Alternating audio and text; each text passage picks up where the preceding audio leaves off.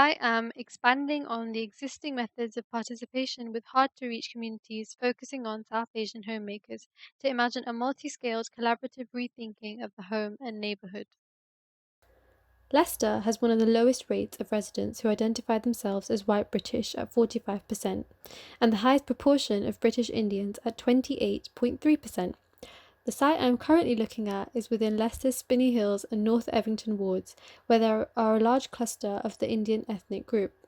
The Spence Street site is one of 74 non strategic sites outlined to provide 1,486 new homes in the 2020 local draft plan.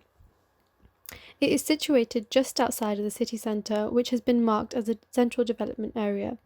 The site falls into the densely populated South Asian neighbourhood around two high streets, Green Lane Road and East Park Road, and also happens to be my local area. Before I talk through my work for this unit, I wanted to share a snippet of this story, Maru Ghar Maru Paros, a projection into the future of the site and neighbourhood. I told the story of Anjali, Saleha, and Sadhna, three residents of the Green Lane Road neighbourhood. These characters are based on the many interviews and conversations I have had with this demographic. Here's a bit of the story. As I was saying, we've worked hard to get to the point of no longer being considered hard to reach. That's what the council would call us. The grandma looks back over at her son, whispering, Meh, they didn't really try with us. They expected us to be happy to be heard. It's not like you wanted to, Mum, let's be honest. He pulled her towards him. Why would I get involved in something I don't understand? Do you see me shying away now? She looks up at him, her mouth in a slight pout. He rolls his eyes and shrugs in acceptance, focusing back onto Saliha.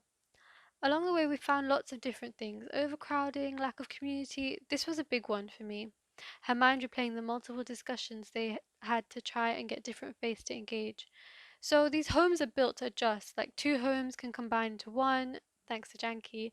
And of course, there's the Our Centre. I'm open to suggestions for a better name. She laughs, clapping her hands together. It's a place for all sorts of organisations. Shama, Age UK, we hold brainstorming sessions. We're trying to get one on every street.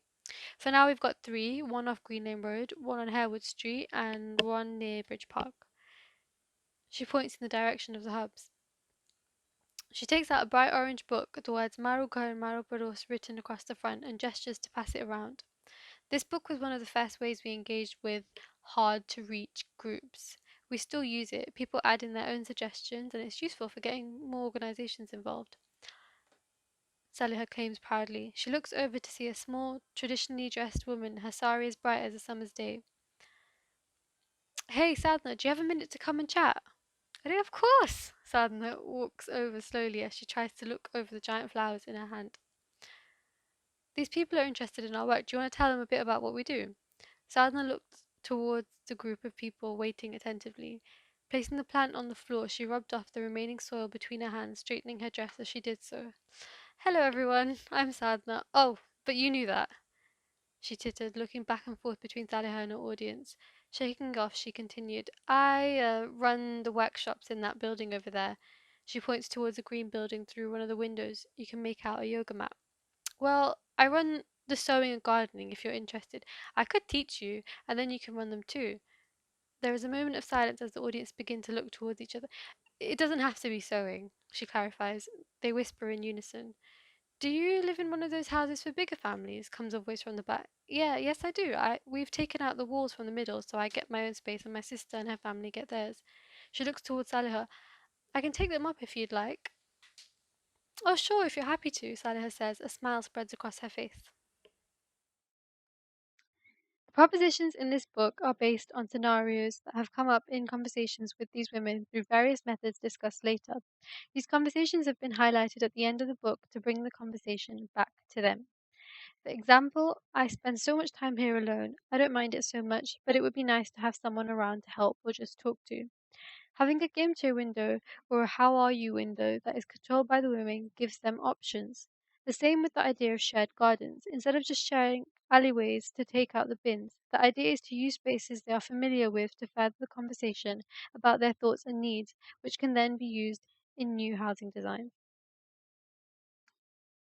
At a neighborhood scale, we can see the distribution of gendered high street spaces favoring consumption and commerce for females, and the amount of religious spaces in comparison to non religious community spaces. Looking at the temple highlighted the importance of inclusion and flexibility for migrant groups, with religious spaces being the first sign of arrival of the South Asian groups into Leicester. I'm not disagreeing with the provision of religious spaces. I am more highlighting that the council of the city, mostly Labour, favours tolerance over cohesion through this imbalance of religious and non religious community space. This is rooted in the historical strengthening of the party, starting with its early establishing of multiculturalism as a public policy, which seems to have increased religious identification and by accident or design encouraged segmentation. I think that this parallel living of religion is detrimental to those who make up the hard to reach groups within the ethnic and religious minorities. It strengthens connections within religious communities, but not between, and therefore separates female South Asian homemakers into more dispersed groups.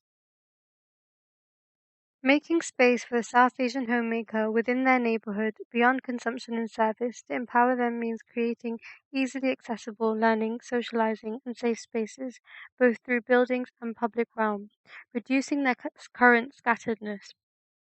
The diagram shows how the core of the neighborhood, the High Street, could be thought of as a community street through the provision of flexible street spaces for safe stopping and community events, care facilities, and green spaces. These ideas are supported by the ethnographic research that I did with social innovation student Benoli Shah. We interviewed South Asian women about their cultural experience and daily rituals. It highlighted internal dialogues, most of which favor learned helplessness and having a lack of a positive and encouraging environment, which in turn repeats and trickles down to the next generation. This culture, along with the points discussed earlier, intertwines with many aspects of their engagement with their neighborhood. For example, having everything nearby is freeing because it's familiar and therefore safe, and limiting because they do not need to experience new environments unless working.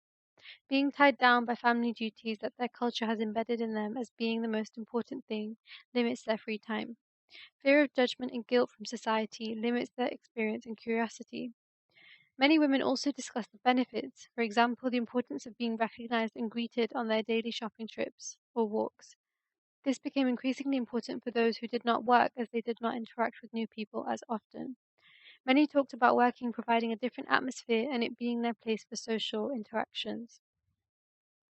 My placement report focused on the range of tools I had developed working with Benoli, Bromley by Bow Centre, and Counterpoint Arts, as well as the realizations of what to expect when engaging with marginalized communities. In an attempt to open up the conversation and encourage reflection, summaries of these interviews were put into quotes and stenciled around Bromley by Bow Centre. I then repeated this in Leicester using Rangoli, where women talked about being bored, inaccessibility to decent housing and amenities, missing their social lives in India and the market. The methods of storytelling and gathering participants to frequently engage with my work has been carried forward from my work in Unit 1, where I use script writing and role play as a tool to engage with the everyday rituals and directions that enable hierarchy to be habitualized within this group.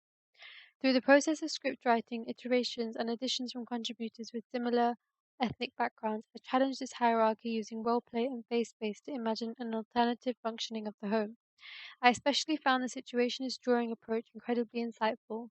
These methods and modes of representation are beginning to resurface in my current work. The engagements and projects I have been involved in have emphasized my enjoyment of working collaboratively as well as the difficulties of focusing on such a niche topic. My learning agreement talks about these topics and the benefits I have felt of working collaboratively with Benoli and Bromley by Bow Centre. Moving forward, I want to continue with this collaborative way of working, using my extended project brief as a tool to direct this rethinking of the neighborhood and home forward. For me, it is important that the compassion and empathy that I have for my community and ethnicity come through into my work. I feel this is important for others to connect to it as well as learn from it. I'm looking forward to developing the relationships that have been created so far and continuing to work and learn across multiple disciplines.